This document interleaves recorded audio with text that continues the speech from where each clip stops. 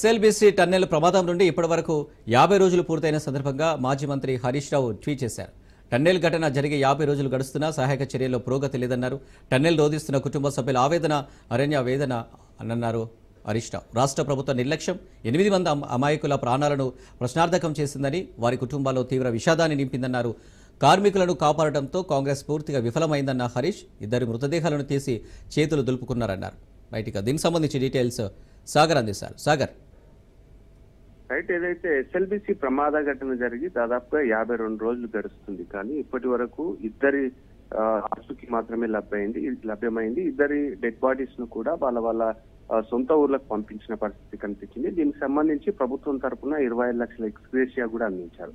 అయితే 52 రోజుల నుంచి కూడా ఈ ఏదైతే ఎన్డీఆర్ఎఫ్, ఎస్డీఆర్ఎఫ్, ఆర్మీ, నేవీ బృందాలంతా సహాయక బృందాలన్నీ కూడా దాదాపుగా 13 బృందాలు కూడా నిరంతరంగా శ్రమిస్తూనే ఉన్నాయి. షిఫ్టుల మాదిరిగా ఒక్కో షిఫ్ట్ గా 150 మంది లోపలికి ఎస్ఎల్బీసీ టన్నెల్ లోపలికి వెళ్లి సహాయక చర్యలను అయితే ముమ్మరంగా కొనసాగిస్తున్నారు. 4 షిఫ్టులుగా మొత్తం 700కు పైగా సహాయక బృందాలన్నీ కూడా లోపల వర్క్ చేస్తున్నాయి. ఇప్పటి వరకు కూడా దాదాపుగా ఏదైతే ప్రమాదం జరిగిన ఘటనకు సంబంధించి ఒక 40 మీటర్లు మాత్రం పూర్తిగా రెస్ట్రిక్టెడ్ ఏరియా అంటూ అదంతా కంచెతో కట్టిన పరిస్థితి కూడా కనిపిస్తుంది. ఇప్పటికే టన్నెల్ బోరింగ్ మిషన్ కి సంబంధించి పూర్తిగా విడి భాగాలనంతా కూడా దాదాపు 85% విభాగాలనంతా కూడా కన్వేయర్ బెల్ట్ ఆధారంగా బయటికి పంపించినట్టుగా కూడా తెలుస్తుంది. అంతేకాకుండా ఏదైతే లోపల ఉన్న మట్టి, బురద, శిథిలాలనంతా కూడా కన్వేయర్ బెల్ట్ ఆధారంగా త్వరితగతిన బయటికి పంపించేందుకు అధికారులు కూడా సహాయక చర్యలను ముమ్మరం చేశారు. ఇప్పటికే యుద్ధ ప్రాతిపదికన సహాయక చర్యలన్నీ కొనసాగుతున్నాయి. దీనికి సంబంధించి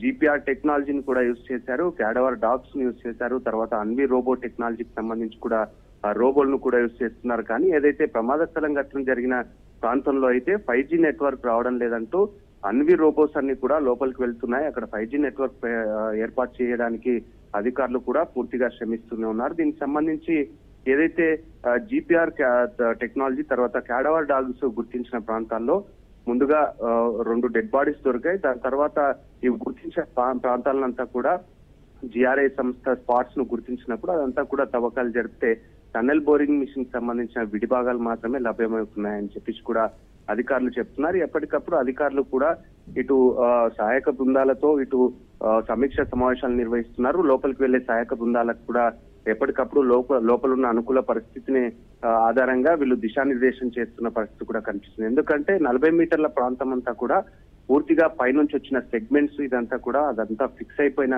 కాంక్రీట్ మాదిరి ఫిక్స్ అయిన నేపథ్యంలో దాన్ని ఒక్కసారిగా కదిలిస్తే ఇంకా పైనుంచి సీపేజ్ వాటర్ కానివ్వండి, తర్వాత బురద ఇదంతా కూడా భారీ ఎత్తున వచ్చి సహాయక బృందాలకు కూడా ఇబ్బంది కలిగే అవకాశం ఉంది. వీళ్ళకు రిస్కీగా ఉందన్న నేపథ్యంలో అదంతా కూడా రెస్ట్రిక్టెడ్ ఏరియాగా మొత్తం కంచె కట్టారు. దానికి సంబంధించి ఇప్పటికే ముందున్న ప్రాంతం అంతా కూడా శిథిలాలను, బురదను తొలగించడానికి జేసీబీల సాయంతో కూడా పూర్తిగా తవ్వకాలు జరిపి అదంతా కూడా టన్నల్ బోరింగ్ మిషన్ మిగతా భాగాలంతా కూడా బయటికి పంపిస్తున్నారు. అంతేకాకుండా ఈ ప్రాంతం అంతా ఒకవేళ దాని సెగ్మెంట్స్ ద్వారా ఒకవేళ సెగ్మెంట్స్ అంతా కదిలిస్తే పైనుంచి ఇంకా గుట్టల ప్రాంతం, గుట్టల మధ్యలో ఉన్న ఈ వాటర్ తర్వాత ఆ శిథిలాలు, రాళ్ళంతా కూడా పూర్తిగా వచ్చి ఈ టన్నెల్ అంతా కూడా కొలాప్స్ అయ్యే అవకాశం ఉందన్నట్టుగా కూడా అధికారులు అంచనాకు వస్తున్నారు. మొత్తానికైతే ఇప్పటికే సీపేజ్ వాటర్ దాదాపుగా నిమిషానికి 10,000 లీటర్లకు పైగా కూడా సీపేజ్ వాటర్ వస్తుంది.